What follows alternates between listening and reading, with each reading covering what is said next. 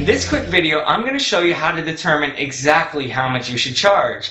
And then I'm going to show you how to raise your rate painlessly and show you how often you should do it. There are way too many trainers out there who are either undercharging for their services or have been charging the same rate for years. This is a bad habit and a common mistake that you do not want to fall into. It's bad for your business, it's bad for your clients, and it's definitely bad for your bank account. Number 7, how much should I charge, how do I raise my rate, and how often do I raise it?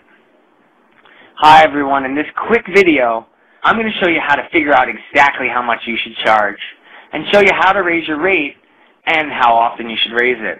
There are way too many trainers out there who are undercharging for their services or have been charging the same rate for years. Don't let yourself get into this bad habit. It's bad for your business and bad for your clients. How much you charge depends on where you train, whether you're in a gym, studio, outdoors, or going to a client's home, your education level, the systems you've created for your clients, the results you provide, and the quality of the overall experience you provide. Your clients, if they're enthusiastic about you, will be willing to pay top dollar. They can't just be satisfied. But most importantly, how much you honestly feel you are worth and being confident about that price is by far the most critical aspect when choosing your rate. If you're even a little unsure, hesitate for a moment, or uncomfortable with the price, the client is going to sense it and have serious doubts about committing to the program. If you charge X, you should feel like you are worth X plus 10, so you feel like you're giving them a deal and can feel great about it when you present it to them.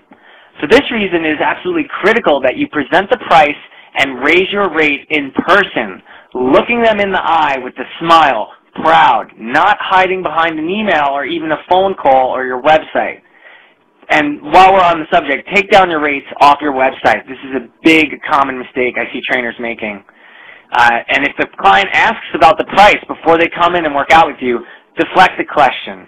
Okay? They're usually shopping on price, and they're just looking for a reason to say no. Don't give it to them. You can tell them that it depends on their goals, their commitment level, and their current physical abilities, so you have to assess them first to give them an accurate price, which is totally true. You might have one client who only needs to see you once a month because they're really, really, really good and they know how to work out and have been doing it for years and they just need a program. That's a different budget per month for that person than someone who needs to see you 4 times a week. Then, once you're done with the first workout and you've given them a taste of success, you present your prices. Otherwise, it's like trying to sell a car before the customer has even gotten a test drive. Much harder to do. All right, here's some sneaky tricks to help you out when considering how to charge and raise your rate. Okay, number 1, this is a great trick. Print out your rates with your logo and your picture and the year. This sends a powerful message that you stand by your rates.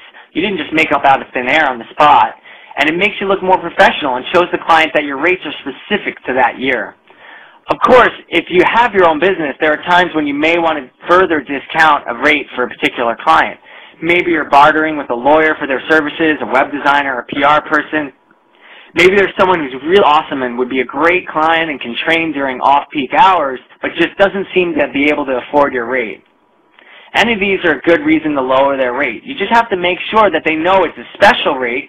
You write it on the rate sheet for them. They really feel like they're getting a great deal because they are, and you ensure the sale that way. But always do this in private and tell them that this is only valid as long as they keep it to themselves. Okay? This little technique makes them feel like it's a secret and they really love you for it and they'll sign up. But again, you don't want to just email your rate sheet out to someone. You want to present it to them in person. Now, increasing your knowledge, skills, and abilities is critical to raising your rate, obviously. And there's a simple yet effective 4-step process of using continuing education to painlessly raise your rate. First, you hype up the course that you're going to take. This is cutting-edge info. I'm so excited to learn it. It's going to help you with your goals of XYZ, referring to the client. Now, all these things should be true. If you're not taking courses that you're excited about and can share with the client, then you have to revisit what courses you're excited about or what you want to actually learn. But then you take the course and you talk to your client about how awesome it is. And then, once you use the info on yourself, you start using it with the clients. And lastly, when you pass the course or you get your certificate, and a great thing is to ask the company to send you a certificate you can email to your clients, you send everyone an email talking about how happy you are you passed this course and what great information it was and how it's going to help them reach their goals. Your clients will congratulate you and you will have set the stage to raise your rate. If you're not raising your rate at least one time a year, you're setting yourself up and your clients for failure. First, each year the cost of living goes up. So if you don't raise your rate, you're getting poorer. That's the sad fact of inflation. Secondly, if you're not raising your rate, you're not pushing your continuing education hard enough or not applying it effectively to get better results with your clients. In other words, if you haven't raised your rate in over a year, set a date in the next 6 months when you'll raise your rate and then work backward from that goal. How much more knowledge do you need to justify that increase? And where will you get it from? How many clients would you like to have before that increase for insurance purposes in case some clients fall off? Which, of course, is fine. That should happen sometimes. It's important to shed clients like a skin to make room for better ones and more committed clients who will get better results. And here's another sneaky little trick.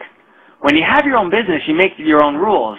You don't have to raise everyone's rate the same amount. For instance, it's a great idea to raise the rate of your existing clients less than for new clients. And here's another trick.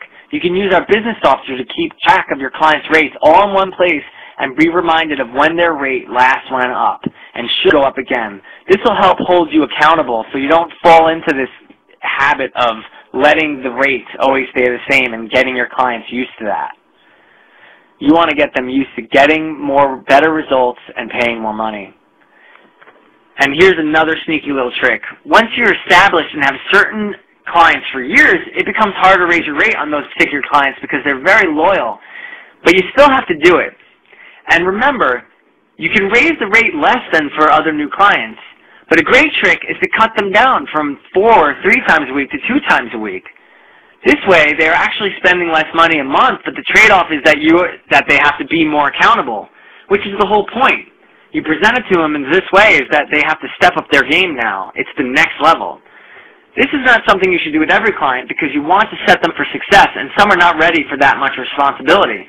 But keep this in mind as it is a great way to better serve some of your clients while making more money per hour by raising your rate and creating space in your schedule for newer, higher-paying clients. It's a win-win. And here's a quick side comment because I've seen some people asking me about this. Yeah, my rate is around $200 an hour, but I'm in New York City. If you're not in a big city, that might not be possible. But remember, I'm paying out the wazoo for everything else in New York City because of the high cost of living. So you trainers in smaller cities, you know, maybe the top rate in your city is $100 an hour, but using these systems and these tricks and tools and committing to your education, you can get to that top rate. And by doing so, have a better lifestyle than me because I have to spend so much in New York City.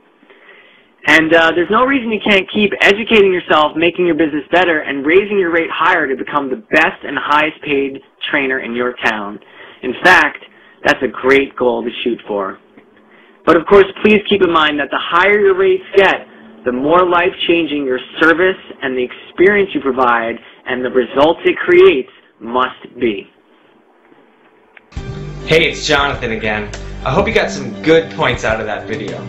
I tried to keep it short and to the point, but I have a whole arsenal of information at personaltrainingbusiness.com. So check it out today and get even more information on how to start or improve your personal training business and get free access to my proprietary business building software. So please, if you have any questions or comments, leave them on the blog, or you can catch me on Facebook at facebook.com/nycfitness or on twitter.com at twitter.com/nycfitness, and I will get right back to you. Till next time, keep your business fit.